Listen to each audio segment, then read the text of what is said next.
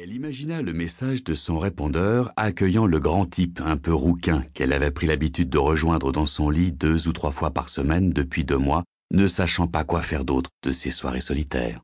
« Vous êtes sur le répondeur de Mathilde Thomas. Merci de laisser un message, je vous rappelle dès que possible. » Rien d'original, juste un texte un peu creux pour dire que l'on n'est pas là, au bout du fil, et qu'on ne sait pas comment s'y prendre pour paraître plus malin que les autres. Elle attendit encore un peu, mais Bertrand ne laissa pas de message. Elle se demandait si elle avait fait le bon choix avec ce type. Leur relation avait rapidement évolué, de la drague sensuelle à mots couverts de double sens, à une sorte de demi-indifférence sexuellement compatible. Elle avait l'impression qu'ils tenaient leur rencontre pour un événement agréable, mais sans plus. Pour sa part, elle ne ressentait pas grand-chose pour lui, juste une attirance suffisante pour lui faire échapper au vide qui la guettait dès qu'elle refermait la porte de son appartement. L'envie d'une cigarette se fit plus pressante. Mathilde se leva après avoir laissé la monnaie de ses cafés sur la table.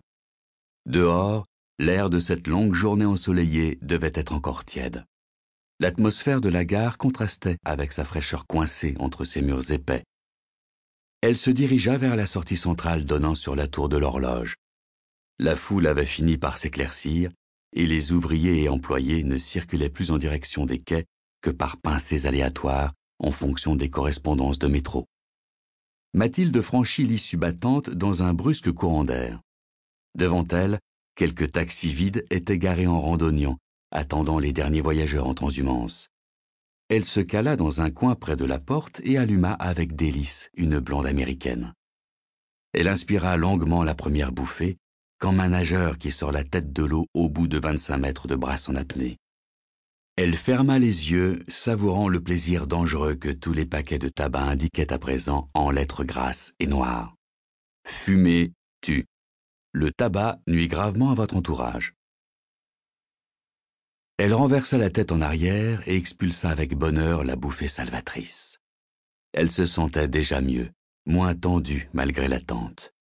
Elle laissa son esprit dériver vers le trop lointain week-end, pendant lequel elle pourrait oublier au creux de sa couette les aléas de la semaine et la tête morose de son intraitable patron. Au bout du parking, en direction de la tour, une portière claqua et des voix s'interpellèrent joyeusement. Quelques employés en fin de service du soir, accompagnés par des amis certainement.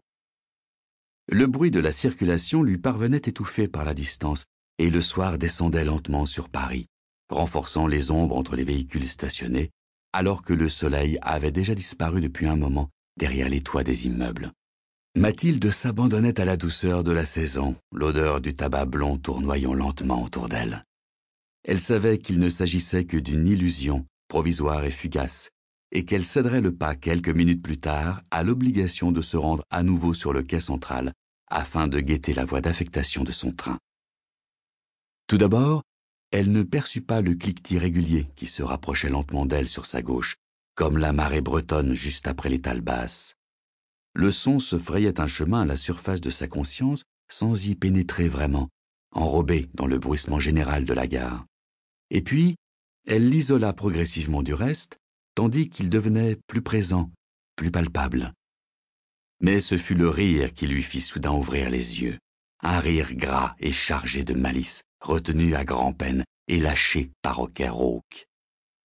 Mathilde tira nerveusement sur sa cigarette en essayant vainement de voir entre les voitures. Derrière elle, l'angle du mur lui parut plus dur, plus froid. Ce fut la béquille qui émergea la première de la pénombre que projetait la carcasse du bâtiment sur le bitume. Elle s'arrêta sur un claquement sec, laissant son propriétaire hors de vue, et le rire retentit de nouveau, se perdant dans une toux chargée de glaire. Mathilde poussa dans son dos la porte battante et retourna à l'intérieur de la gare sans quitter des yeux la zone noire du parking. Une fois revenue dans le hall d'accès, elle se hâta vers les escaliers mécaniques conduisant aux toilettes, situées à l'étage inférieur, à l'extrémité de la galerie marchande. Elle était prise d'une irrésistible envie d'uriner, ces 3 cafés lui pesant à présent d'une manière intolérable sur la vessie. En quelques minutes, la gare semblait s'être complètement vidée de ses voyageurs. Quelques militaires en armes circulaient près des guichets, rappelant le triste souvenir des attentats aveugles de 1995 dans la station Saint-Michel. Elle trouva les toilettes au niveau inférieur dans un des renfoncements d'un couloir isolé, dans lequel elle ne pénétra que lorsqu'elle fut certaine que personne ne la suivait. À une trentaine de mètres de l'entrée, non loin de l'accès au portillon de la ligne de métro numéro 1, une cabine à photo d'identité avait été installée provisoirement, et Mathilde trouva sa présence incongrue, aussi loin du passage principal.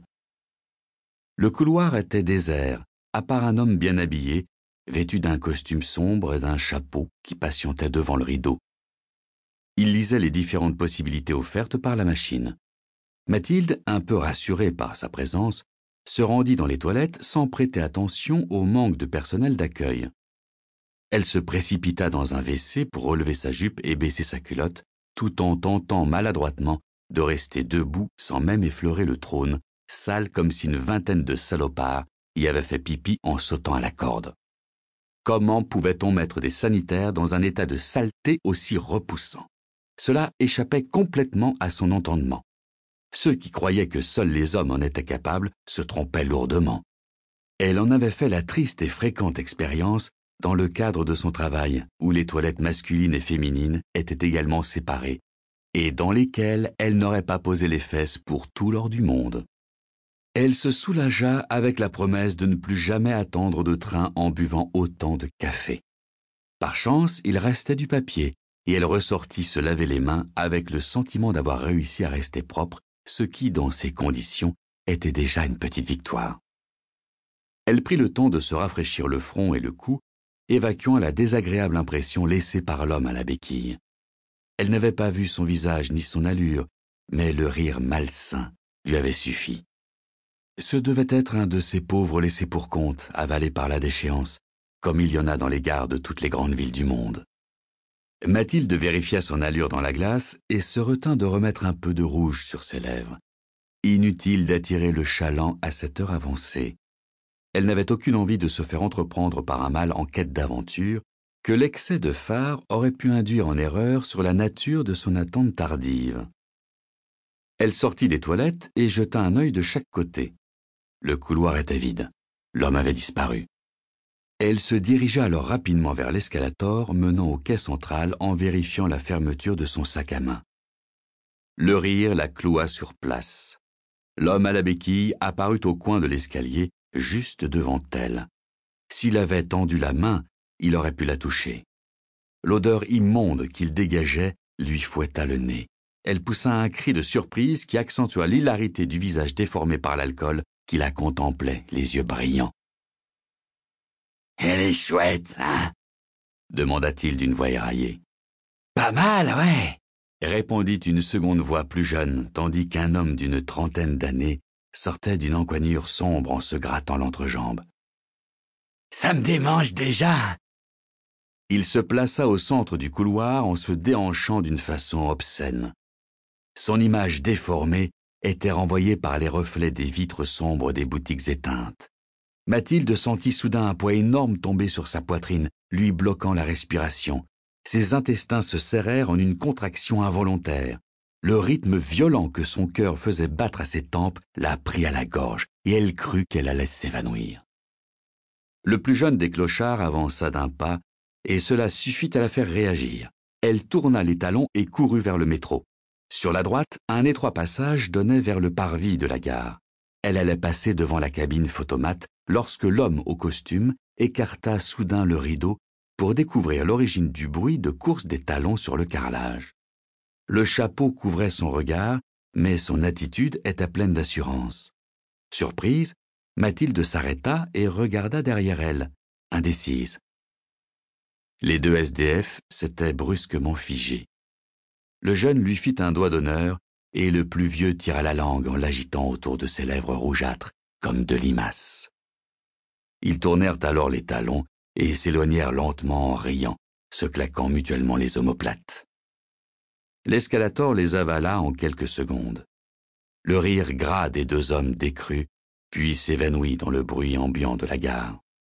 Mathilde allait parler à l'inconnu lorsqu'il rabattit le rideau rouge, apparemment mécontent d'avoir été dérangé. Elle resta près de la cabine, attendant qu'il sorte, pour ne plus revoir le duo de cauchemars qui venait de la terroriser en quelques secondes. Elle patienta une dizaine de minutes.